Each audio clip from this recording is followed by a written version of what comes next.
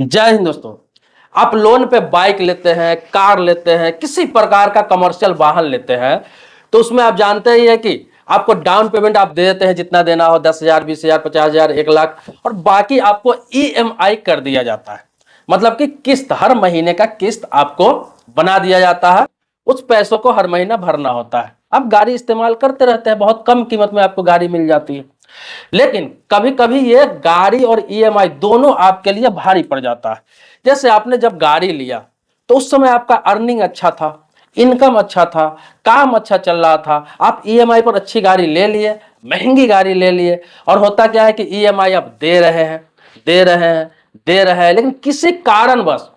2 किस्त 3 किस्त फेल हो जाता है। और होता क्या है कि रिकवरी एजेंट, बैंक का रिकवरी एजेंट हो, फाइनेंस कंपनी का रिकवरी एजेंट हो, या फिर जहां से लोन आपका फाइनेंस हुआ है गाड़ी का, उसका रिकवरी एजेंट हो, आता है आपके पास, जिद करता है, आपको कहता है जमा करने के लिए, तरह तरह की बातें करता है, यहां तक कि आपको बेइज्जती भी करता है। इन सब से भी मन नहीं भरता है तो क्या होता है, आपकी गाड़ी भी खींच के ले जाता है, चाहे बाइक हो, कार हो, चाहे कोई भी गाड़ी हो, खींच के ले जाता है। या फिर आप कहीं बाहर में है तो वहीं से गाड़ी आपको छीन लिया जाता है। ऐसे बहुत सारे मामले अपने देश में आए।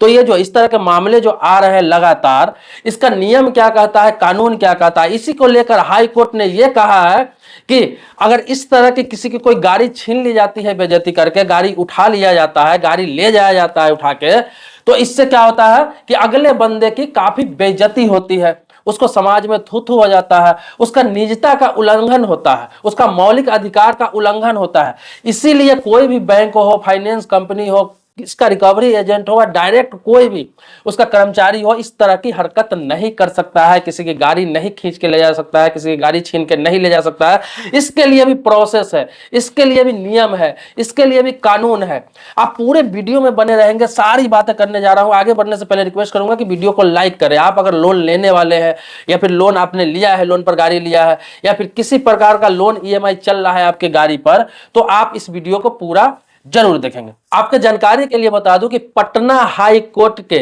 न्यायाधीश राजीव रंजन प्रसाद ने 5 रीटों पे सुनवाई करते हुए यह फैसला दिया कि कोई भी रिकवरी एजेंट द्वारा, या फिर किसी बैंक के कर्मचारी द्वारा, या फिर किसी फाइनेंस कंपनी के रिकवरी एजेंट द्वारा किसी का गाड़ी छीन लिया जाता है, गाड़ी उठा लिया जाता है, गाड़ी ले लिया जाता है नीलाम करने के लिए, तो आपको बता दूं यह बिल्कुल ही गैर कानूनी है। तो 5 रीटों पे सुनवाई करते हुए राजीव रंजन प्रसाद ने कहा कि यह बिल्कुल सरासर गलत है, मौलिक अधिकारों का उल्लंघन है। तो पटना हाई कोर्ट के जज ने डायरेक्ट कई बैंकों पर, कई संस्थाओं पर, कई फाइनेंस कंपनियों पर 50-50 हजार रुपए का जुर्माना लगा दिया। वो इसलिए लगा दिया कि इस तरह के मामले कई जगह देखे गए और कई सारे शिकायत आए और कई सारे मामले कोर्ट में चल रहे थे। न्यायाधीश ने कहा कि अगर कार्रवाई करना है बैंकों के इस तरह के मामले में, अगर लोन का ईएमआई नहीं आ रहा है, नहीं चुकता किया जा रहा है, तो 2002 में संसद में पारित सरफेसी अधिनियम, जिसे सरफेसी एक्ट भी कहते हैं हम, तो उसके तहत कार्रवाई कर सकती है। बैंक हो या फाइनेंस कंपनी हो या कोई भी संस्था हो, इसके तहत कार्रवाई कर सकती है। इसके दायरे में रह के, इसके नियम कानून के अंडर में रह के ही कार्रवाई कर सकती है। यह नहीं कि किसी का गाड़ी कहीं से भी उठा लिया जाता है, छीन लिया जाता है और उसको नीलाम कर दिया जाता है अगले से बिना परमिशन लिए हुए। मैं आपको बता दूं कि देखिए, सरफेसी एक्ट में बहुत सारे नियम कानून इस तरह के बनाए गए हैं, ये लोन को लेकर, ऋण को लेकर, लोन रिकवरी को लेकर। तो आपको बता दूं कि ये जो है, इसका पालन कोई भी बैंक हो या फिर संस्था हो या फिर फाइनेंस कंपनी हो,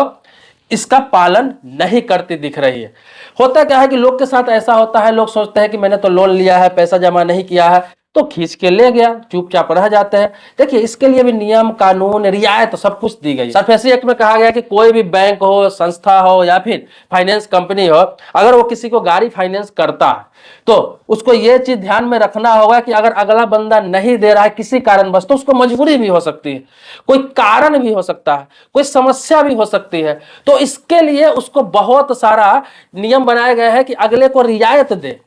टाइम दे, समय दे, ये सारी चीजें उसमें है। अगर फिर भी नहीं दे रहा है, लग रहा है कि बंदा जानबूझ के नहीं दे रहा है, लेट कर रहा है, बात करने के लिए तैयार नहीं है, ब्रांच आने के लिए तैयार नहीं है, कंप्रोमाइज करने के लिए तैयार नहीं है, अपनी समस्या बताने के लिए तैयार नहीं है लिखित रूप से, तो जाकर वो कोर्ट के द्वारा परमिशन लेके तब किसी का गाड़ी उठा सकता है, तब किसी का गाड़ी रिकवरी कर सकता है, या फिर किसी का गाड़ी है मंगा सकता है या फिर उठा के ले जा सकता है। तो कोर्ट का इसके लिए ऑर्डर बहुत जरूरी होता है। लेकिन ये लोग क्या करते हैं, कोर्ट के ऑर्डर से कोई मतलब नहीं, वो एग्रीमेंट जो साइन कराए रहते हैं और वही दिखा के उसी के बिहाफ पे उठा के ले जाते हैं कि आपने एग्रीमेंट साइन किया है, एग्रीमेंट में सारा टर्म कंडीशन लिखा हुआ है कि आप पैसे नहीं देंगे तो आपकी गाड़ी उठा ली जाए। मान लिया कि 2 महीने 3 महीने अगर कोई नहीं दे रहा है, पैसे नहीं जमा कर पा रहा है, तो उसके लिए मैं आपको बता दूं, इसके लिए जो गाड़ी पे लोन लेते हैं, जो लोग लेते हैं लोन आम पब्लिक, उनके लिए भी बता रहा हूं, उनके लिए भी नियम है कि उनको बैंक जाके बात करना चाहिए, फाइनेंस कंपनी से अपना बात करना चाहिए, जहां से वो ले रखे हैं लोन वहां बात करना चाहिए जाकर कि मैं 2 महीने 3 महीने 4 महीने या 6 महीने ईएमआई नहीं दे पाऊंगा, लोन नहीं दे पाऊंगा। तो इसमें रियायत की गुंजाइश है, बैंक द्वारा फाइनेंस कंपनी द्वारा रियायत दी जा सकती है। हो सकता है आपका लोन 6 महीना और बढ़ा दिया जाए,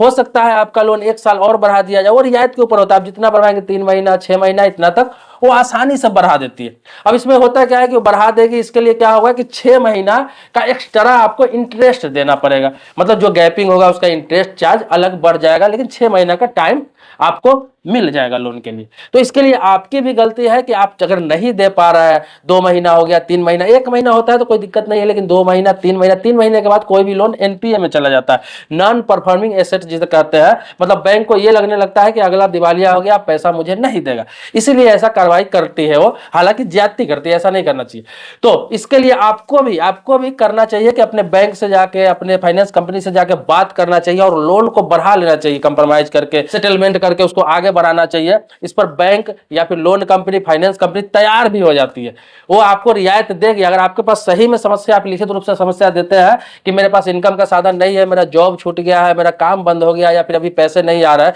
लेकिन आप अगर ये सोचते हैं कि नहीं लोन नहीं देंगे, कोई अपनी समस्या आप नहीं बता रहे हो, कोई कंफर्मेशन नहीं दे रहे हो आप, तो अगले को भी डाउट हो जाता है और ऐसे कार्रवाई करती है। हालांकि ये गलत करती है, लेकिन अगला ऐसा कार्रवाई करती है, नहीं करना चाहिए। हालांकि कार्रवाई बैंकों पर ही हुई, फाइनेंस कंपनी पर ही हुई, इन्हीं लोगों पर जुर्माना हुआ, लेकिन गलतियां दोनों तरफ से होती है। आप अगर कोई चीज ले रहे हैं तो आप ये संसाधन रखिए, इतना ये चीज रखिए कि हाँ कम से कम हम 2 साल के लिए ले रहे हैं, 3 साल के लिए ले रहे हैं, 1 साल के लिए ईएमआई बना रहे हैं, तो मैं उसको दे सकूं। अगर एक आध फेल हो जाता है, 2 भी फेल हो जाता है, तो आप 1 जमा करें, 1 फेल हो जाता है, फिर दूसरा जमा करें, ऐसे करके चल जाता है। लेकिन डायरेक्ट लगातार अगर 3 किस्त फेल हो जाता है तो एनपीए हो जाता है और बैंक या फाइनेंस कंपनी कार्रवाई करने पर मजबूर हो जाती है। तो आप ये कर सकते हैं, मैं आपको सोल्यूशन भी बता दिया, मैंने आपको उपाय भी बताया कि अगर आप 1-2 किस्त फेल कर लिए तो तीसरा किस्त फेल होने से पहले आप अपने बैंक में, आप अपने फाइनेंस कंपनी में जाकर बात करें। अब देखिए ये लोग को क्या था कि 2 किस्त 3 किस्त फेल हो गया था, इनकी गाड़ी उठा ली गई थी, तो ये लोग कोर्ट गए थे और कोर्ट ने माना कि ये गलत है, तो बैंक पे, फाइनेंस कंपनी पर जुर्माना हुआ। लेकिन मैं आपको बता दूं कि ये गलती आपकी रहेगी, आप कोर्ट जाएंगे, भले ही बैंक पे, फाइनेंस कंपनी पर जुर्माना हो जाता है, हो गया, लेकिन आपको भी कोर्ट में साल 2 साल 3 साल बेवजह का दौड़ना पड़ेगा, एडवोकेट रखना पड़ेगा, आपको वहां पे समय देना पड़ेगा, आपको फाइट करना पड़ेगा, आपको अपनी बात रखनी होगी। तो आपका भी तो समय बर्बाद हो रहा है, इतने पैसों के लिए, कम पैसों के लिए समय बर्बाद हो रहा है, टाइम बर्बाद हो रहा है। भले ही आपके पक्ष में फैसला है सर्टिफिकेट की तरह, लेकिन आपका भी समय बर्बाद हो रहा है और आप भी हो सकता है गलत ठहराया जाए, क्योंकि अगर आपका नियत ऐसा हो कि जानबूझ के 4 किस्त 5 किस्त 6 किस्त आप नहीं दे रहे हैं, तो आप पे भी हो सकता है कि जुर्माना हो या फिर आपको भी गलत ठहराया जाए। तो ये दोनों तरफ से हो सकता है, लेकिन फिलहाल इसमें गलतियां फाइनेंस कंपनी की थी, बैंक की थी कि बिना बताए उसको रोक के गाड़ी लोगों का उठा लिया गया था, गाड़ी छीन लिया गया था और उसको नीलाम कर दिया गया था, इसीलिए उस पर कार्रवाई हुई है। तो कोर्ट द्वारा इस तरह से आम पब्लिक के हित में अगर फैसला आता है तो बहुत लोग खुश हो जाते हैं। खुश होना चाहिए, सही बात है, कानून है, नियम है, लेकिन आप समझिए कि अपनी ओर से गलती ना हो। और जब आप गाड़ी लेते हैं, कभी भी बाइक लेते हैं, कार लेते हैं, कोई भी गाड़ी लेते हैं, तो आप वहां जब जाते हैं लेने के लिए, फाइनेंस कराते हैं, तो उसका सारा टर्म कंडीशन आप समझ ले, सारा टर्म कंडीशन समझ ले। बहुत लोग खुशी में पागल हो जाते हैं, जाते हैं भाई गाड़ी लेना है, गाड़ी लेना है, सीधा गाड़ी ले लेते हैं। उस समय तो उसको नशा गाड़ी लेने का होता है, कुछ टर्म कंडीशन समझते नहीं, ईएमआई पे गाड़ी ले लेते हैं। वहां आप जिस फाइनेंस कंपनी से, बैंक से फाइनेंस करा रहे हैं, वो कराते हैं एजेंसी वाले, शोरूम वाले, तो उनसे बात करें, पूछे कि अभी तो मैं ठीक है, लेकिन कभी ऐसी स्थिति आ जाए कि मैं 2 महीना 3 महीना इंस्टॉलमेंट नहीं दे पाऊं, उस परिस्थिति में मेरा क्या होगा। अगर आप एग्रीमेंट को नहीं पढ़ सकते हैं और पेचीदा थोड़ा रहता है, नहीं पढ़ सकते हैं, नहीं समझ सकते हैं, आपको कानून की जानकारी नहीं, तो बात तो कर सकते हैं आप। जब गाड़ी ले रहे हैं तो ये बात जरूर करें कि ईएमआई किसी कारणवश, भले ही आप कितना भी स्ट्रांग हो, कितना भी आपके पास पैसा हो, लेकिन ये जानकारी आप रखिए, क्योंकि जो विपदा आता है, जो इस तरह की समस्या आती है वो अचानक आती है। कभी ऐसा हो जाता है कि इंसान का इनकम बंद हो जाता है, जॉब छोड़ जाता है, काम बंद हो जाता है, या फिर काम कम चलने लगता है, तो ऐसी समस्या आती है। तो इसीलिए इस चीज को ध्यान में रख के ही आप लोन पे गाड़ी ले, पूरी बात करें, पूरा टर्म कंडीशन समझे कि 2 महीना, 3 महीना, 4 महीना अगर किसी कारणवश हम नहीं जमा कर पाए ईएमआई, अभी नहीं 2 महीने बाद, 4 महीने बाद, 6 महीने बाद अगर ऐसा परिस्थिति मेरे साथ हो जाती है तो क्या होगा? क्या आप गाड़ी खींच लेंगे, या फिर आप मुझे टाइम देंगे, या फिर क्या टर्म कंडीशन है आपके बैंक का, क्या टर्म कंडीशन है आपके फाइनेंस कंपनी का, ये सब समझ के ही आप गाड़ी फाइनेंस कराएं। तो आपकी जानकारी के लिए बता दूं कि ये पटना हाईकोर्ट का जो फैसला आया था, ये मई 2023 में आया था, इसको आप देख सकते हैं। दोस्तों आपको पता ही है कि बैंकिंग से संबंधित, लोन से संबंधित, फाइनेंस से संबंधित, इंश्योरेंस से संबंधित, पोस्ट ऑफिस, इन्वेस्टमेंट, बहुत सारे टॉपिक पर मैं वीडियो इस चैनल पे बनाता हूं। तो आपके मन में भी कोई सवाल है, प्रश्न है, कुछ पूछना है, कुछ जानना है, तो आप कमेंट बॉक्स में अपनी बात रख सकते हैं, लिख सकते हैं। आपके टॉपिक पर वीडियो बनाऊंगा, जो सवाल आते हैं कमेंट बॉक्स में उस टॉपिक पर कोशिश करता हूं कि मैं वीडियो बना दूं, ताकि अधिक से अधिक लोगों को इसके बारे में जानकारी हो जाए। अगर मेरे सब्सक्राइबर अभी तक नहीं है तो चैनल को सब्सक्राइब करिए, बगल में बेल घंटी है उसको भी दबा लीजिए। लेकिन पुराने सब्सक्राइबर है तो इसके लिए कोटि कोटि धन्यवाद देता हूं, आभारी हूं आपका। मिलते हैं नेक्स्ट वीडियो में एक नए मुद्दे के साथ, तब तक के लिए शुक्रिया, धन्यवाद, जय हिंद दोस्तों।